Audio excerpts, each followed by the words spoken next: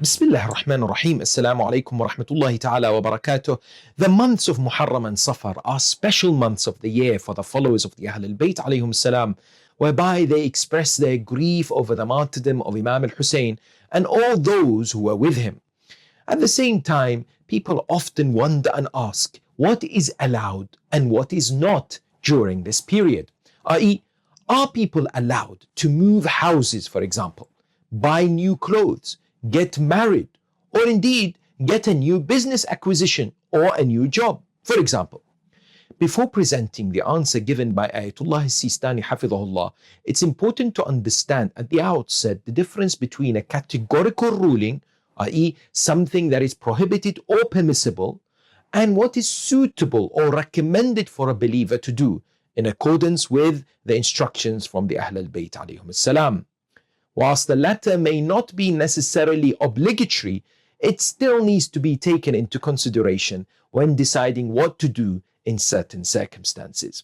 In terms of this area, it is not haram to do what has been mentioned, i.e. move house or buy new clothes in Muharram and Safar, except if this is generally considered by the people as sanctity violation, known as Hatk al-Hurma.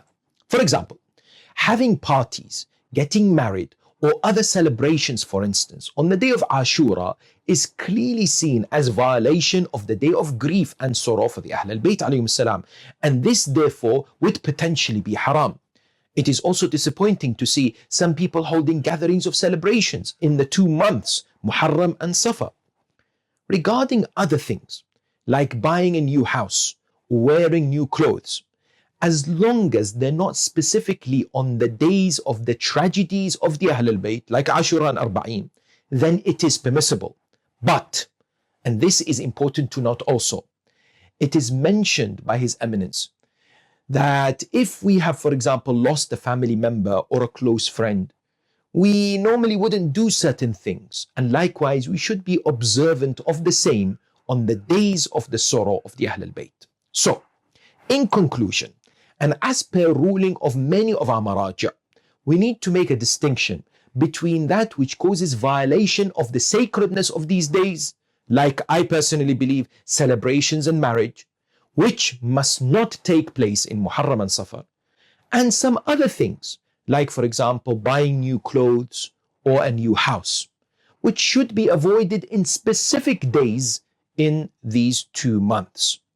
At the same time, and it's important to note here also, people should be respected if they choose not to do any of this during the 2 months, as an expression of the aza, mourning for the Ahl al-Bayt alayhim salam.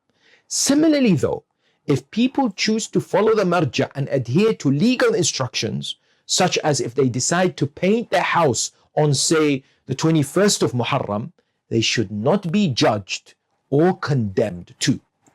Finally, we must not lose or forget the spirit of these months, and that is the expression of love and loyalty to the martyrs of Karbala and their eternal stance, displaying of mourning as well as participation in the Husseini rituals, الشعائر الحسينية. Sir